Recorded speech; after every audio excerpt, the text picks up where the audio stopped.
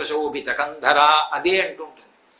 ఏదో వంట చేసుకుంటూ మా ఆవిడ ఏమిటి అదే నామం చెప్తాడు తర్వాత నామం చెప్పడం ఏమిటని గబగబా వచ్చేదో తర్వాత నామం చెప్పింది అనుకోండి, నేను వెనక్కి తిరిగి పూజ పాడు చేసేసాడు అంటాను. అదేమిటి నామం అందిస్తే పూజ పాడు చేశానంటారేంటి అంటే, ఇన్నాళ్ళకి నా మనసు రమించి ఆవిడ మంగళసూత్రం, ఆ తల్లి, ఆ కంఠం, ఆ 3 గీతలు, ఆ భుజాలు, భుజకీర్తులు, నా తల్లి పట్టుబట్ట, ఆ సువాసనలు, నా తల్లి చిరునవ్వు కనపడుతుంటే అంత దగ్గరగా ఆవిడ మోకాళ్ళ దగ్గరగా నా చేతులు పెట్టి మంగళసూత్రాలు పట్టుకుని కళ్ళకద్దుకుని మురిసిపోతున్నాను. ఆనంద భాష్పాలు రాలుతూ రోమాంచితమై ఉన్నాను. నీ మాట వల్ల బహిర్ముఖుడిని అయిపోయాను. పోయింది పూజ. ఇప్పుడు చెప్పండి, నామము అర్థమైతే, నామమునందు మనసు రమిస్తే పూజ ఎందు మీరు ఉత్తీర్ణులైపోయారు. అది నామమునకున్న శక్తి. అందుకే నామమును ఉపదేశం చేశాడు. మంత్రంగా దానికి ఉపదేశం ఎందుకు వచ్చింది మరి మహాభారతంలో అంటే, సిద్ధి దాని వలన కలుగుతుంది. నామం వచ్చింది అంటే దాని అర్థం ఏంటంటే, శ్రీమాత శ్రీ మహారాజ్ నీ దగ్గర మొదలు పెట్టినప్పుడు అర్థమై, ఇంకా మళ్ళీ ఎప్పుడో శివశక్త్యైక్య రూపిణి లలితాంబికాని అన్నాడు అనుకోండి, ఏమి నామం జరిగినట్టు దిక్కుమాలింది. ఎవడొక ఎందుకోసం ఆ వ్యాయామం అంతా కాదు. అసలు నువ్వు రమించాలి, నువ్వు చదువుతుంటే పక్కవాడు రమించాలి. అది నామం చదవడం అంటే. అందుకని ఉపదేశం చేస్తూ ధౌమ్యుడు ఒక మాట అన్నాడు ధర్మరాజుతో, ఇవేం మామూలుగా వచ్చాయనుకుంటున్నావా సూర్యనామాలు? మామూలుగా వచ్చినవి కావు. ఇవి మొట్టమొదట దేవేంద్రుడు నారదుడికి ఉపదేశం చేశాడు. నారదుడు వసురాజుకు ఉపదేశం చేశాడు. వసురాజు నాకు ఉపదేశం చేశాడు. నేను నీకు ఉపదేశం చేస్తున్నాను.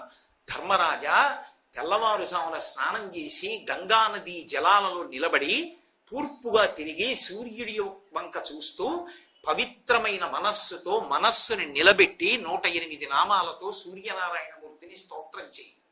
నమస్కారం చేత ప్రీతి చెందిపోతాడు. ఆ మనస్సు నిలబడిందా అంతే పరమేశ్వరుడు ప్రసన్నుడైపోతాడు. భావన మాత్ర సంతుష్టాయై నమో నమః.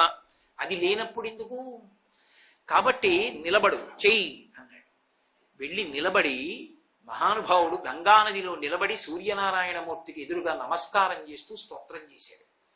ఈ 108 నామాలు చదవడం మొదలుపెట్టాడు. పరమ ప్రసన్నుడై సూర్యమండలాంతర్వర్తి అయినటువంటి సూర్యుడు దిగొచ్చాడు. ధర్మరాజా, నీ కోరిక తీరుస్తున్నాను, నీకు ఒక రాగి పాత్రని బహూకరిస్తున్నాను. ఈ పాత్రకు ఒక లక్షణం ఉన్నది. ఇందులో శాకములను 4 రకాలుగా వండుతుంది ద్రౌపదీదేవి. ఎందుకంటే ఇల్లాలి కర్తవ్యం ఇల్లాలిదే. ధర్మపత్నికి కొన్ని కర్తవ్యాలు ఉంటాయి. ఆచమనం వేయడం, ఆయనే ఎప్పుడు బతికున్నంతకాలం ఆచమనం వేసుకుంటే ఇంకా ధర్మపత్ని ఎందుకు? ఆవిడ వెయ్యాలి ఆచమనం. ఎన్నాళ్ళు ఎడంచేత్తో నువ్వు వేసుకుంటావు? బ్రహ్మచారిగా తప్పలేదు, గృహస్థాశ్రమంలోకి వచ్చాక కూడా ఇంకా నేనే వేసుకుంటే ఆచమనం ఇంకెందుకు? ఆవిడే నేను పూజకి కూర్చోగానే ఆవిడ వచ్చి ఆచమనం నా చేతిలో వేసి వెళ్ళిపోవాలి 3 మాటలు. ఇంకా మళ్ళీ నేను మంగళహారతి ఇచ్చినప్పుడు గంట కొడతాను కాబట్టి వచ్చి కళ్ళకద్దుకుంటుంది. పూజ ఇంటి యజమానిది, ఆవిడది కాదు. ఆయన చెయ్యాలి. ధర్మపత్ని సమేతస్య అనుంది కానీ ధర్మపతి సమేతస్య అని లేదు సంకల్పం. కాబట్టి ధర్మపత్ని పెద్దలు వచ్చినప్పుడు ఆవిడ వడ్డించాలి. దాని చేత ఇల్లు వృద్ధిలోకి వస్తుంది. మహాత్ముల యొక్క స్పర్శ ఉట్టినే వస్తుందా? ఊరక వారు మహాత్ములు వా రథముల ఇండ్ల కడకు వచ్చుటలెల్లను కారణము మంగళములకు, మీరొచ్చుట శుభము మాకు నిజము మహాత్మ అంటాడు గర్గుడితో నందుడు. కాబట్టి ధర్మరాజు మహానుభావుడు సూర్యుడి చేత అనుగ్రహింపబడ్డాడు. ద్రౌపదీదేవి ఇందులో 4 రకములైనటువంటి శాకములను వండుతుంది. ఈ వండినటువంటి శాకములు ఏ ఉన్నాయో వాటిని ఇంటికి వచ్చినటువంటి ఆఖరి అతిథి కూడా తినడం అయిపోయింది అని గుర్తు ఏమిటంటే ద్రౌపదీదేవి తింటుంది. అది ధర్మం అంటే. మహాభారతం అంతా ధర్మం అండి. ఎందుచేత అంటే విఘసము అమృతము అని 2 ఉంటాయి. యజమాని అవి తినాలి. దాని చేత సర్వకామములు ఈడేరతాయి. విఘసము అంటే మహాపురుషులు వచ్చి ఇంటికి అన్నం తింటారు. వారు వచ్చి అన్నం తింటున్నప్పుడు తాను తినడు, యజమాని కలిసి తినడం. ఎందుకంటే ఆయనతో కలిసి తింటున్నాడు అనుకోండి, అప్పుడు ఆయన ఉచ్ఛిష్టం ఈయన తినే అదృష్టం ఎక్కడొచ్చింది? రాదు. ఇప్పుడు ఆయన ముందు తిని వెళ్ళిపోయాడు అనుకోండి, వెళ్ళిపోతే ఆయన తినగా మిగిలినది ఏమైంది? అతిథి భుక్త శేషమైంది. ఆయన ఎందు నువ్వు ఈశ్వరుణ్ణి చూసావనుకో, అతిథి రూపంలో ఈశ్వరుడు వచ్చి తినెళ్ళాడు కాబట్టి నీకు విఘసము లభించిందని. అంటే అతిథి భుక్త శేషమే ఈశ్వర శేషం అవుతుంది. అప్పుడు దాన్ని ఇవాళ నా అదృష్టం, కరచరణాదులతో పరమేశ్వరుడు వచ్చి అన్నం తిని వెళ్ళాడు నా ఇంట. కాబట్టి ఇప్పుడు ఆ మిగిలిన దాన్ని ఎవడు ఆ పవిత్ర భావనతో తింటాడో వాడు విఘసము తిన్నాడంటారు. యజ్ఞం చేసేటప్పుడు హవ్యం ఇస్తారు, చెరువు అని వండుతారు. ఆ హవిష్యం కేవలం అగ్నిహోత్రానికి సరిపోయేటట్టు వండకూడదు, అందులో మిగలాలి. అసలు దీక్ష అందుకు తీసుకుంటారు యజ్ఞం చేసేటప్పుడు. ఆ పాత్రలో మిగిలినటువంటి హవిష్యాన్ని యజమాని భార్య తింటారు. తినేటప్పుడు కూడా ఎలా అంటే మొదట యజ్ఞంలో ఉపయోగించాలి, తర్వాత అతిథులందరికీ పెట్టాలి. అతిథులకు పెట్టాక ఇంటి ఇల్లాలు భర్తకి పెట్టాలి. భర్త తిన్నాక మిగిలినది ఇంటి ఇల్లాలు తినాలి. ఇంటి ఇల్లాలు తిందంటే ఇక తినవలసిన వాళ్ళు లేరని గుర్తు. వెంకటేశ్వర కళ్యాణంలో, శ్రీనివాస కళ్యాణంలో వెంకటేశ్వర స్వామి వారు అందరికీ కొన్ని వేల మంది వచ్చేసారు, దేవతలు వాళ్ళు. అందరికీ అన్నం పెడుతూ బొకుళమాతని మన్మధుణ్ణి పిలుస్తాడు. పిలిచి ఒక మాట చెప్తాడు, మనం తినద్దు, ఎందుకంటే మనం ఇంటికి యజమానులు, వచ్చిన వాళ్ళు అతిథులు, ముందు వాళ్ళందరికీ పెట్టండి. అందరి భోజనం అయిపోయింది అంటే అప్పుడు బకుళమాత, నువ్వు, నేను, ఆ మన్మధుడు, చతుర్ముఖ బ్రహ్మ మనం కూర్చుని భోజనం చేద్దాం, అప్పటి వరకు తినద్దంటాడు. కాబట్టి ఆఖరిని ఎవరు తినాలి? ధర్మపత్ని తినాలి. ధర్మపత్ని తినేసింది అంటే అర్థం ఏమిటి? అయిపోయింది అనమాట. అందరూ ఇంటికి వచ్చిన అతిథులు కూడా తినేశారు. తినేసిన తర్వాత ఆఖరిన ధర్మపత్ని తింటుంది.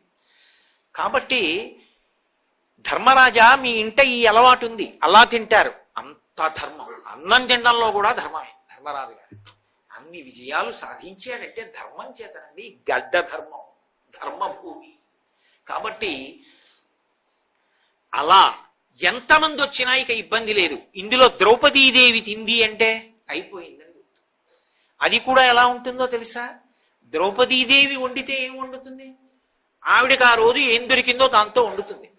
కానీ అది వడ్డించినప్పుడు ఏమవుతుందో తెలుసా? ఇష్టభోజనం అవుతుంది.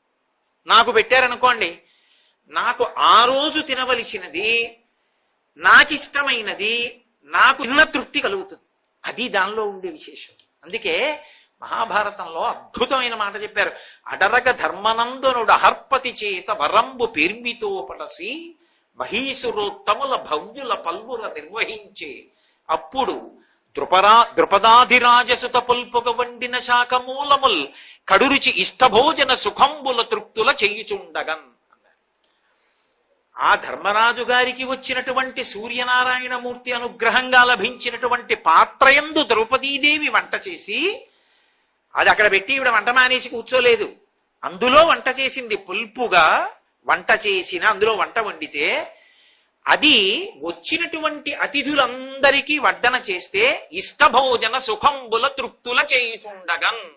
ఇప్పుడు ధర్మరాజు గారికి ఏ ఫలితం వచ్చిందో తెలుసా? దానివల్ల 12 సంవత్సరముల పాటు కొన్ని వేల మంది బ్రాహ్మణులతో కలిసి యజ్ఞయాగాది క్రతువులు చేసి వాళ్ళ వలన అనేకమైనటువంటి ధర్మ సూక్ష్మములను విని తపస్సు చేసి ఇన్ని వేల మందికి తన భార్యతో కలిసి ఔపోసన వడ్డించుకుని భోజనం పెట్టి వాళ్ళ భుక్తశేషాన్ని, యజ్ఞశేషాన్ని తాను తిన్నాడు. చక్రవర్తిగా కూర్చోడానికి కావలసినటువంటి అదృష్టాన్ని ఈశ్వరానుగ్రహంగా పొందేశాడు. ఎవరు కారకుడు? సూర్యనారాయణ. మహాభారతంలో ధర్మరాజు గారి ధర్మనిష్ట తరిగిపోకుండా నిలబెట్టడానికి అనుగ్రహించిన వాడెవరు అంటే సూర్యనారాయణుడు. ధౌమ్యుడి చేత చెప్పబడ్డాడు.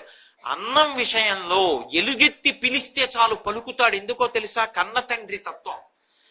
తండ్రి అనుగ్రహించు అని అడిగితే చాలు అనుగ్రహిస్తాడు. అందుకే సూర్యుడి విషయంలో ఒక లక్షణం ఉంది. ఆయన దగ్గరకి వెళ్ళి నమస్కారం చేసే రిక్తహస్తాలతో వెళ్ళక్కర్లేదు. ఎవడు వెళ్ళి వస్తాడో వాడు హర్షంతో వస్తాడు, సంతోషంతో తిరిగి వస్తాడు. అరసవిల్లి అంటాం శ్రీకాకుళంలో ఉన్నటువంటి సూర్యనారాయణ క్షేత్రాన్ని. కాదు, దాని పేరు అది కాదు, హర్షవల్లి. హర్షమునకు పాదు, ఆనందమునకు స్థానము. ఎందుకంటే అక్కడికి వెళ్ళి సూర్యనారాయణమూర్తిని అడిగిన వాడు రిక్తహస్తాలతో తిరిగిరాడు, అనుగ్రహించేస్తాడు.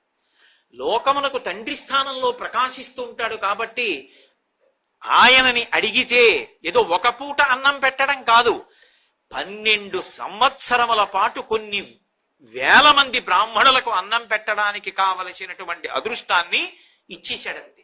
ఎంత ఇస్తాడో ఆయన యందు అంత గొప్ప విశేషం ఇంకొకటి ఉంది. మీరు ఏమి అసలు అన్నం లాంటిది కోరడం కాకుండా, అన్నం ఒకటేనా అండి అని అనుకోకండి. కేవలం ఇంటి ఇల్లాలు ఆయనని స్మరించి ఆయనకి నమస్కారం చేసి ఆయన నామములను పఠించిన, సూర్య దండకం చదివిన, ఏమీ చెప్పక్కర్లేదు. సూర్యాయ నమః, సూర్యాయ నమః, సూర్యాయ నమః అనుకున్న, రోజు నిద్ర లేవగానే సూర్య భగవానుడికి ఒక్క నమస్కారం చేసిన అటువంటి ఇల్లాలికి ఎంత గొప్ప అదృష్టాన్ని ఇస్తాడో తెలుసా? ఎన్ని కష్టాలలో ఉన్నవాడైనా సరే భర్త ఆ కష్టాలనన్నిటినీ కూడా అధిగమించి తట్టుకుని నిలబడి తేజోవిరాజితుడు కాగలిగినటువంటి శక్తి ఆమె యొక్క ఉపాసన చేత భర్తకు అందుతుంది. మిగిలిన ఉపాసనలంత తేలికకో. ఒక్క సూర్యోపాసనలో ఆయన నమస్కారము చేత ప్రీతి పొందిపోతాడు. సూర్యుడికి నమస్కారం చేస్తే చాలు ఇల్లాలు, ఆయన అంత శక్తిని ఇస్తాడు. దీనికి నేను మీకు ఒక ఉదాహరణ చూపిస్తాను. శ్రీరామాయణంలో రామచంద్ర ప్రభు విశేషమైనటువంటి కష్టానికి వశుడైపోయాడు ఒకప్పుడు. ఎంత కష్టానికి వశుడైపోయాడంటే, ఆయన అవతల తండ్రి దశరథ మహారాజు గారు మరణించాడు. 14 సంవత్సరములు అరణ్యవాసం చేయవలసి వచ్చింది. అరణ్యవాసం చేస్తుండగా సీతాపహరణం జరిగిపోయింది. సీతాపహరణమే జరిగింది అనుకుంటే లక్ష్మణస్వామితో కలిసి ఆయన అరణ్యవాసానికి వచ్చినప్పుడు పడరాని కష్టాలు పడ్డాడు. రావణాసురుడితో యుద్ధం చేయవలసి వచ్చింది. 100 యోజనముల సముద్రాన్ని సేతువు కట్టి దాటి వచ్చి లంకాపెట్టణంలో సుచీల పర్వతం మీద విడిది చేశాడు. అసలు రామాయణం చదవాలి. మంత్రాంగం అంటే ఏమిటో, ప్రభుదృష్టి అంటే ఏమిటో తెలుస్తుంది. యుద్ధానికి వెడుతుంటే ఎన్ని కష్టాలుంటాయో చెప్తాడు రాముడు. తర్వాత ఎక్కడ నీళ్లు తాగుతారో ఆ సరస్సులన్నీ విషం కలిపేస్తారు, ముందుగా వెళ్ళి చూడండి అంటాడు. అన్ని కష్టాలు పడి దాటి 100 యోజనముల సముద్రాన్ని దాటి సువేల పర్వత శిఖరం మీద విడిది చేశాడు. రావణాసురుడు తన యొక్క సభామంటపంలో తన మంత్రులందరితో కొలువు తీరాడు. రాముడు వచ్చేశాడు, 100 యోజనముల సముద్రాన్ని దాటిపోయాడు. ఒకప్పుడు ఖరదూషణాది 14,000 మంది రాక్షసుల్ని కేవలం కొన్ని నిమిషాల్లో, గంట మీద కొద్ది నిమిషాల్లో, 1 గంట 12 నిమిషాల్లో ఉంది, పడగొట్టేశాడు. 14,000 మందిని. శూర్పణకు అక్కడే తెల్లబోయింది. ఎప్పుడు అసలు ఆ వెనకనున్నటువంటి అక్షయ బాణ తూణీరంలోంచి బాణం తీస్తాడో తెలియదు, ఎప్పుడు వింటినారికి సంధిస్తాడో తెలియదు, ఎప్పుడు ఆకర్ణాంతము లాగుతాడో తెలియదు, ఎప్పుడు విడిచిపెడతాడో తెలియదు. రాముడు బాణం తీయడం, సంధించడం, విడవడం కనపడదు. ఏది కనపడుతుంది అంటే ఎదురుగుండా ఉన్నటువంటి వాళ్ళ యొక్క గుండెల మీద బాణం నాటుకుని పడిపోవడం ఒకటే కనపడుతూ ఉంటుంది. అందుకే గోపరాజు గారు బండన భీముడు అర్థజనబంధవుడు జ్వల బాణతోనకు దండ కళా ప్రచండ భుజతాండవ కీర్తికి రామమూర్తికిన్ రెండవ సాటి దైవమికలేడనుచున్ గడకట్టి భేరి కాడాండ డడాండ డాండ నెడదంబుల జండము నిండ మత్త వేదండము నెక్కి చాటెదను దాశరథి కరుణాపయోనిధి అంటాడు. అంతటి తాండవం చేస్తాయి ఆయన భుజాలు. అంతటి మహానుభావుడు సుచేల పర్వతం మీద ఉన్నాడు, ఇంకా యుద్ధానికి సిద్ధపడుతూ. కాబట్టి మనకి ప్రమాదం పొంచి వచ్చేసింది అని రావణుడికి మంత్రులు నివేదన చేస్తున్నారు. అన్నీ విన్నాడు. ఆయన అహంకారం ఆయనది, ఇతరుల యొక్క గొప్పతనాన్ని ఒప్పుకోలేడు. కాబట్టి మంత్రులతో మంత్రాంగం చేసి అందరూ వెళ్ళిపోయిన తర్వాత విద్యుజిహ్వుడు అనబడేటటువంటి రాక్షసుణ్ణి పిలిచాడు. ఇంత పెద్ద యుద్ధం చెయ్యాలా? ఇంత పెద్ద యుద్ధం చెయ్యవలసిన అవసరం, రాముడు రావలసిన అవసరం ఎందుకు వచ్చింది? సీతామాత కోసం. నేనంటే ఆ మాట అంటాను, వాడు అలా ఉచ్చరించడు అనుకోండి. సీతమ్మ కోసం వచ్చాడు. సీతమ్మ కోసం యుద్ధానికి రావలసిన అవసరం ఎందుకు వచ్చింది అంటే నియతాం అక్షతాం సీతాం రాఘవాయన్యవేదయత్. ఆ తల్లి వశురాలు కాలేదు రావణుడికి. ఆమె శీల వైభవంతో నిలబడింది. ఇప్పుడు సీతమ్మ శీలం భ్రష్టమైతే, ఆమె నా పాన్పు చేరిపోతే రాముడు ఇంకా యుద్ధం చెయ్యడుగా, అయిపోయిందిగా, నా కోరిక తీరిపోయిందిగా, దీనికి మార్గం ఏమైనా ఉందా అని అడిగాడు. వాడు నవ్వాడు. ఆ విద్యుజిహ్వుణ్ణి తనతో రమ్మన్నాడు. తిన్నగా అశోకవనంలో సీతమ్మ దగ్గరికి వెళ్ళాడు. ఎన్ని కష్టాలు పెట్టాడు మహాతల్లిని.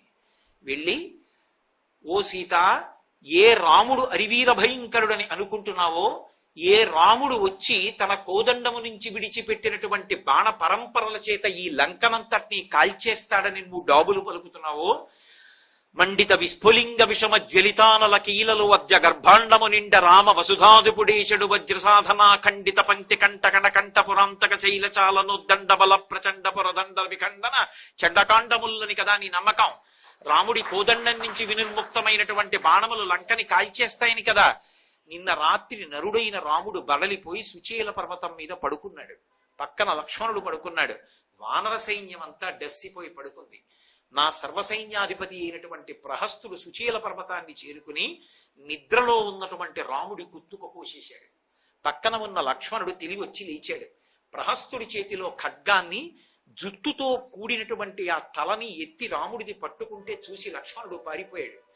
ఆంజనేయుణ్ణి, అంగదుణ్ణి, వీళ్ళందరినీ కూడా హనుమని కూడా సంహరించేశారు. సుగ్రీవుడు సంహరింపబడ్డాడు. అంగదుని భుజములు విరిగిపోయి అంగదములు జారి పడిపోయాడు. ఇదిగో రాముడి యొక్క శిరస్సు చూడమని జుట్టు పట్టుకుని తీసుకొచ్చినటువంటి ఖండితమైన శిరస్సు ఆవిడ ముందు పడేశాడు. అది విద్యుజ్జిహ్వుడు తన మాయా ప్రభావంతో సృష్టించిన రామశిరస్సు.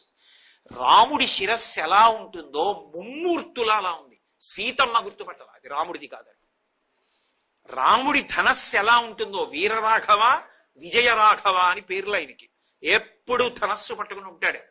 ఆయన ధనస్సు ఎలా ఉంటుందో అటువంటి ధనస్సుని అక్షయబాణ తూణీరాల్ని సృష్టించి సీతమ్మ ముందు పడేశాడు. ఇదిగో రాముడి ధనస్సు, ఇదిగో అక్షయబాణ తూణీరాలు, ఇదిగో రాముడి శిరస్సు చూడమని కింద పడేసి కాలుతో ఎత్తి సీతమ్మ వైపుకేశాడు. ఆవిడ తల వంక చూసింది. 100కి 100 రాముడిదే తల. ధనస్సు వంక చూసింది, రాముడిదే ధనస్సు. అక్షయబాణ తూణీరాల వంక చూసింది, రాముడివే తూణీరాలు. ఆ తల్లి నిజంగా ఏడ్చింది. ఎంత ఏడ్చిందో, భర్త మరణించాడని.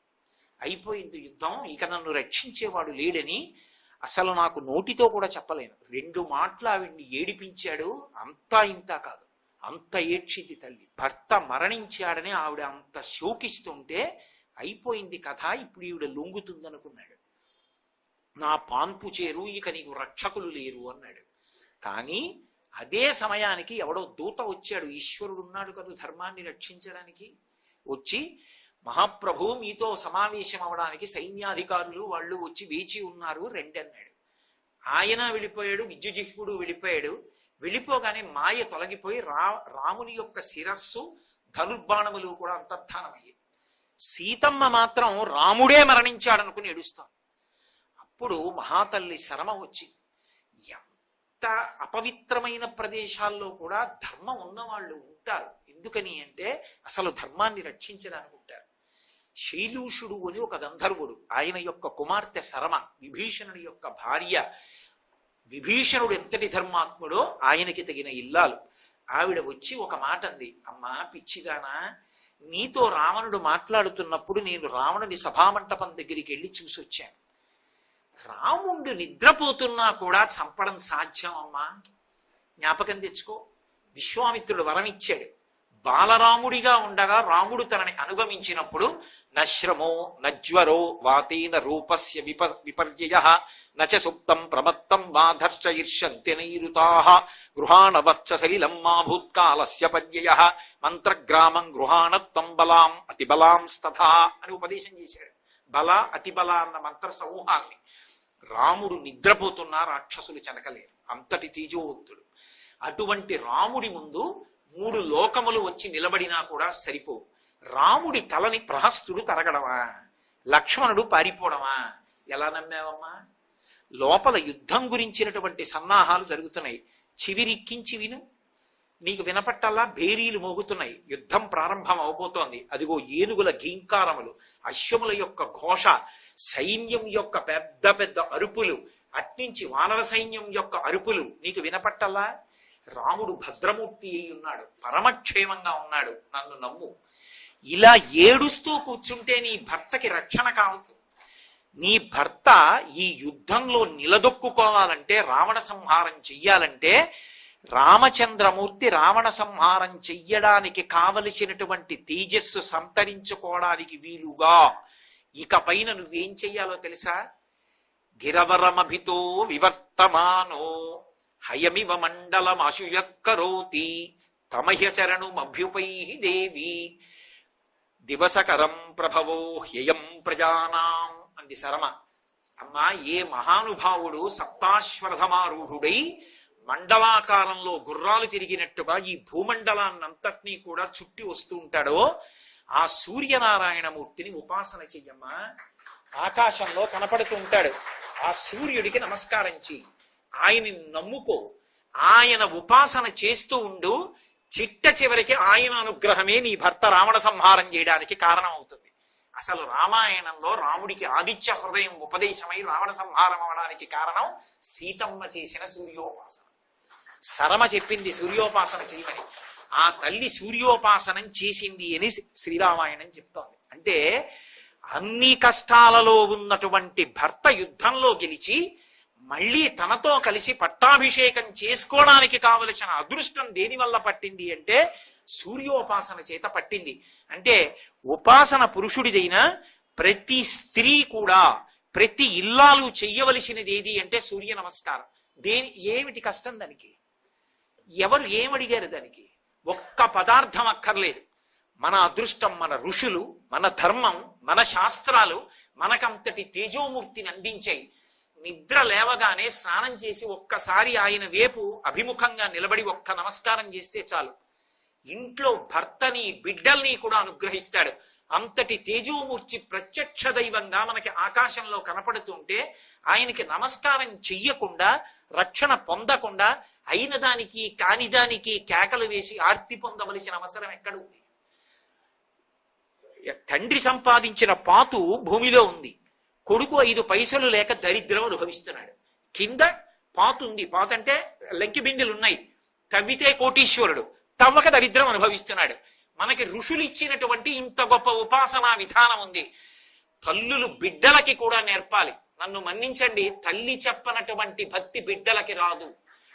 1,000,000 మంది కోటేశ్వరరావులు, 1,00,000 మంది పీఠాధిపతులు కలిసి చెప్పినా సరే ధర్మం నిలబడుతుందని నమ్మకం లేదు. కానీ ధర్మం ఎందుకు నిలబడుతుంది అంటే ఇంట్లో ఉన్నటువంటి తల్లి బిడ్డలకు చెప్పే మాటల వలన నిలబడుతుంది. బొట్టు పెట్టుకోండని నేను గుండెలు చీల్చుకు చెప్పినా వినరు. తల్లి, ఒరే నాన్న, బొట్టు పెట్టుకోకుండా వెళ్ళకూడదురా, బొట్టు పెట్టుకో నాన్న, అది సనాతన ధర్మం, మనం అందులో పుట్టడం మనం అదృష్టం రా, బొట్టు పెట్టుకోరా అని అమ్మ చెప్తే వాడి జీవితంలో వాడు బొట్టు మానడు.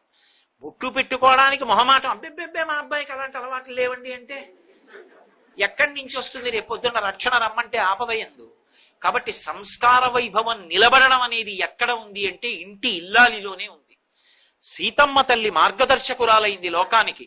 మహాతల్లి అంత గొప్పగా సూర్యనారాయణమూర్తిని ఉపాసన చేసి రామచంద్రమూర్తికి కూడా అటువంటి తేజస్సు సంక్రమించడానికి కారణమైంది.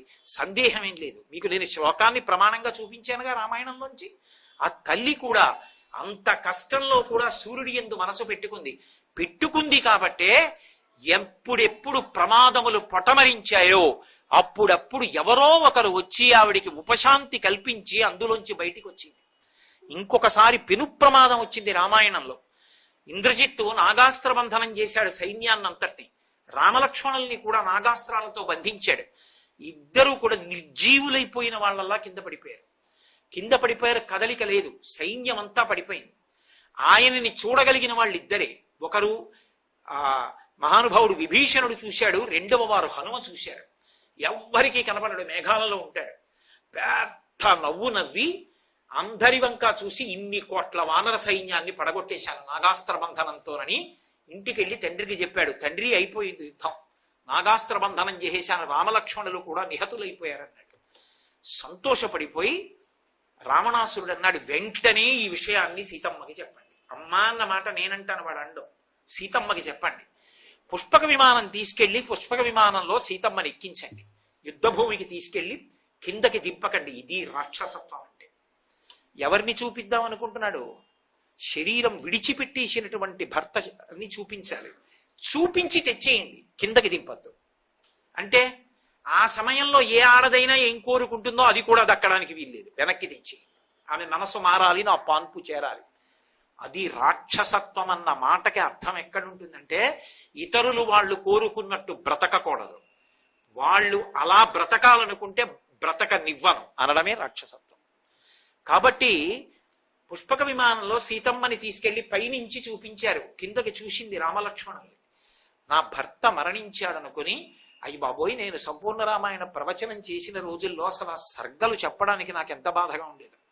అసలు నా తల్లి ఎంత ఏడ్చిందో, తన సాముద్రికం, తన జాతకం, పెద్దలు చెప్పిన మాటలు తలుచుకుని ఎన్ని అనరాని మాటలు అనుకుందో తనని తనను, ఎంత ఏడ్చిందో. సర్వం శ్రీ ఉమామహేశ్వర పరబ్రహ్మార్పణమస్తు. స్వస్తి.